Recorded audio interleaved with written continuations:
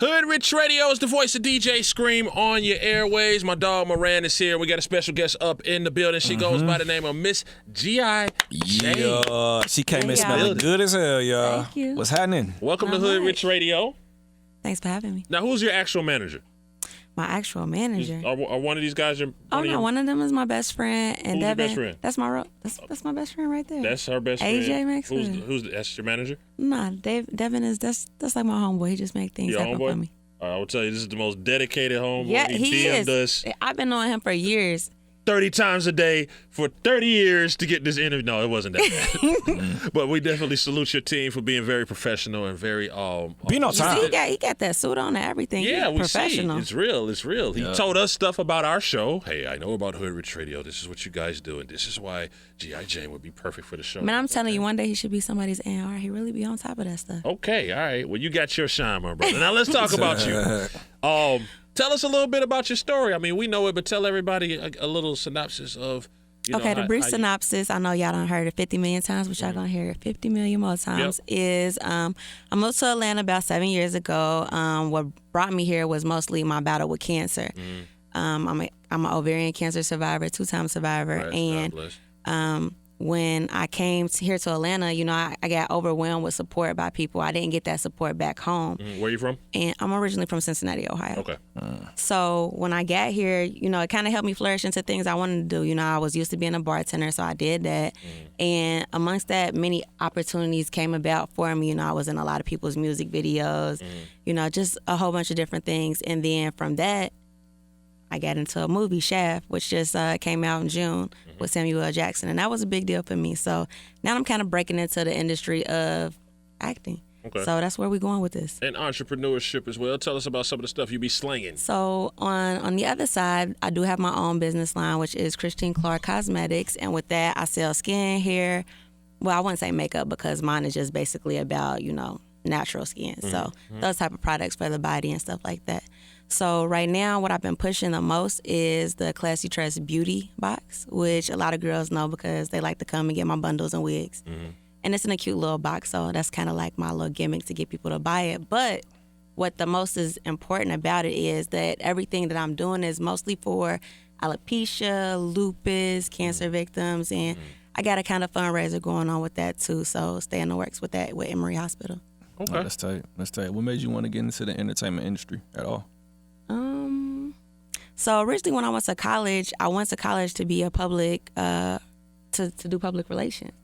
And I ended up just more so doing publicity stuff for myself, like bigging myself up. And from that, I met so many people, and people would always ask me, like, be my manager or something like that. I'm like, I'm kind of just pushing myself. And I met so many people in the entertainment industry, and they always invited me, do this with me, do a video with me, make a song. They even tried to have me make a stint as a rapper once. So you do rap?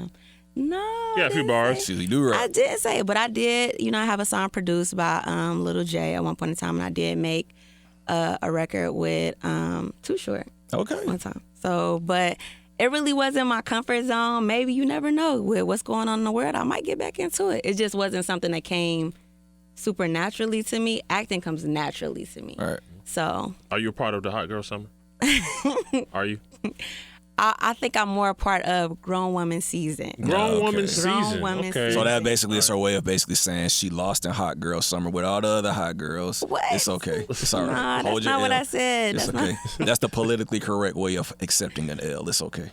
Okay, I'm gonna let you have that. She's gonna let you have it. What we do like Grown Woman Season? Talk to us about Right. Grown Woman Season. So Grown Woman Season to me is, I do love the movement with, the hot girls, I guess you would call it, about, women doing this and doing that and getting to your bag and, financial literacy and all that other kind of stuff. But as far as, being hot, we not. Okay. It's just the hot part. All right. Cool. Absolutely. So with everything going on, you seem like you're very busy. What do you spend your personal time doing, or what do you enjoy doing in your personal time when you can get away from it all? Well, in my personal time, I love to travel. I definitely got stamps in the passport, so I'm on my second passport. That's a beautiful thing. Okay. Congratulations. Grown woman season. Yeah. That's what grown women do. But other than that, I'm a simple person. I like to do regular stuff, kick it on the bobo, as I say. And, anything from, you know, going and hanging out with my friends, parking it, hiking, nature stuff outside. I'm just chill. Like, I'm a real chill person. You I hike? just like to. I hike. I was in the military. Of course I hike. You better hike in the military. Your ass gonna get hurt. Cool. What was it like being in the military for you as a woman? Being in the military for me as a woman, wow. They got a lot of barriers to break down. I will say that for sure. But it definitely was enlightening. I learned a lot. You know, G.I. Jane is my favorite movie. Like, even though G.I. Jane was about a Navy SEAL, you know, I took that name away from it because they made me cut off my hair in the military. But the thing about being in the military is to be, you know, an army of one, not to be an individual. And that's the only thing that I think was really a challenge for me because I'm very much so an individual, and they did not like that in there.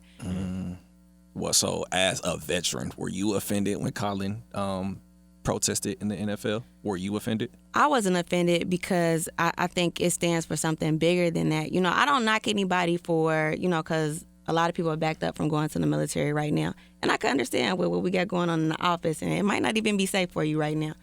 But overall, it's you have to break it down way further than that to say that, you know, like what Colin did was like a attack on like military. I don't look at it that way. All right. That's tight. You ever shot somebody? She's in the military. She has to hike and shoot people, man. I plead the fifth. Well, you won't go to jail. Yeah, he was in the military. If there's one place you can shoot I didn't people. say I shot them in the military. Oh, wow. Cincinnati, Ohio. Yeah. Your research. You a shooter. Okay. All right. Don't try her. Now, we can't help but to notice the name. It says Mrs. G.I. Jane. It could say M.S. It's M. Explain. Explain. Is that because usually Mrs. Where's G.I. R- Joe? Where's G.I. Joe? Yeah. I don't know. Tell him to please come get So me. there's no G.I. Joe. You just added the R for because you just...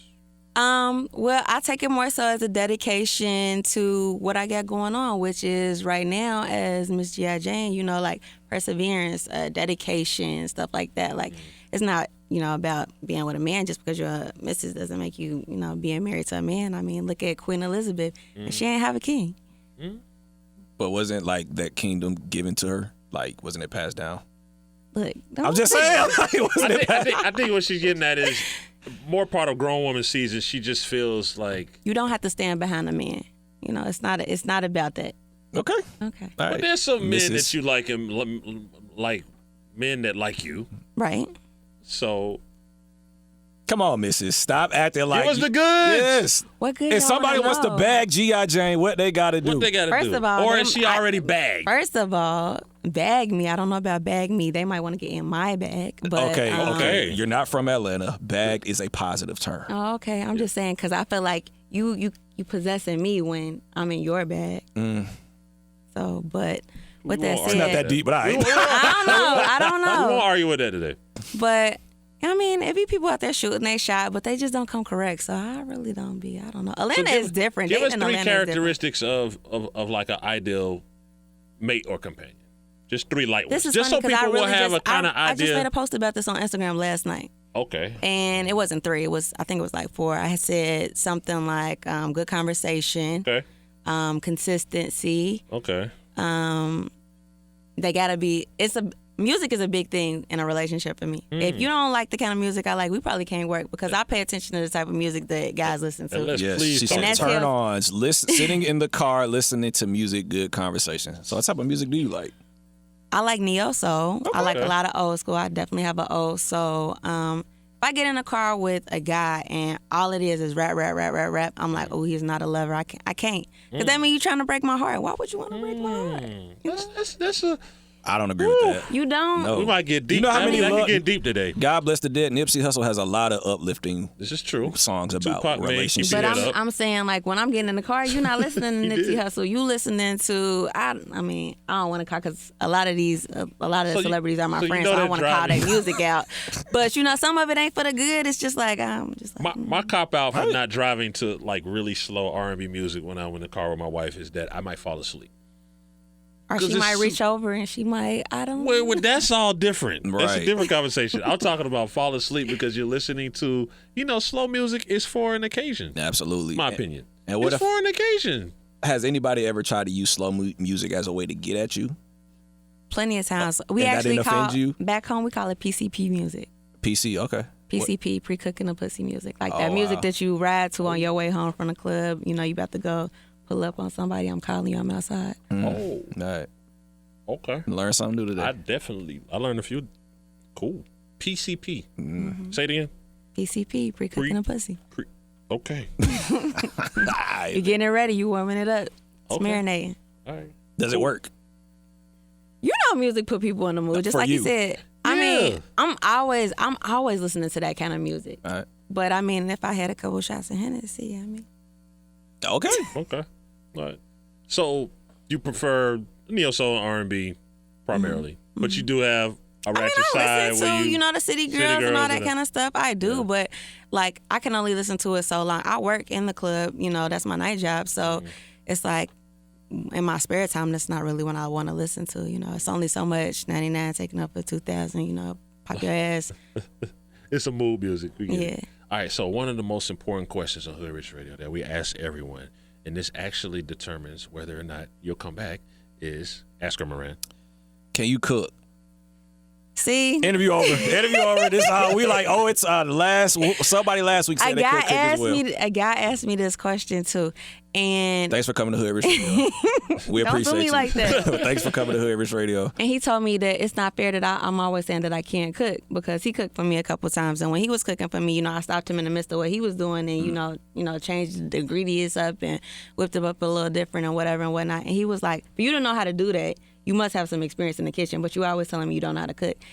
Honestly, I don't have time. I did, you know, I actually was engaged to somebody, and I used to cook for them all the time. So you can cook, Right. You just But I don't like to. but you don't like. No, that's fine. And I don't really eat what people like to cook. I have a weird, you know, my taste buds are different. People Okay. don't be on what I be on. Okay. So what can you cook? But you can't cook. Like? Well, my favorite thing to cook is steak or grilled chicken. Those are things that I like to eat. But, you know, everybody wants the fried chicken and then the greens and the macaroni. I don't cook like that because I don't really eat like that. That's cool. Okay. No, fair enough. Fair enough. I make a mean peanut butter and jelly sandwich too, though. All right. That's not cooking. So does my goddaughter. Listen, all right. So you've been through a lot. You survived some obstacles and so forth. If there was a young woman out there currently that's going through a lot, and maybe some circumstances where she thinks she might get past them, what would you say to that young woman? I actually get this question a lot from young women, but I would definitely tell her to stay positive, keep the positivity around you. When you're going through something that's so serious, like a terminal illness or any like life-changing event, it's always going to be the people around us like, you know, you can't get through this, even though it's people around you to tell you like good things, like, you know, it'll work out in your favor. But you have to keep the positivity around you and like cut out the negativity, because at the end of the day, that will kill you quicker than whatever you're going through. Like that will keep you down. Like when I moved to Atlanta, it was really, I feel like the positive uplifting from people that actually helped me get well quicker than it was the treatment I was going through. Dope. Okay. All right. Big shouts out. Mrs. G.I. Jane. No for pulling G.I. up to Joe. Hoodrich Radio. She is coming back for DMs Exposed. Yes. She has committed to it. Give everybody an Instagram so some of our Hoodrich Radio listeners can holler at you. All right, you guys, you can follow me on Instagram at MRSGIJANE. That's Mrs. G.I. Jane. Okay. There it is. Mrs. G.I. Jane on Hoodrich Radio. You can catch her on DMs Exposed real soon on here. 96.7 The Beat. Keep us locked.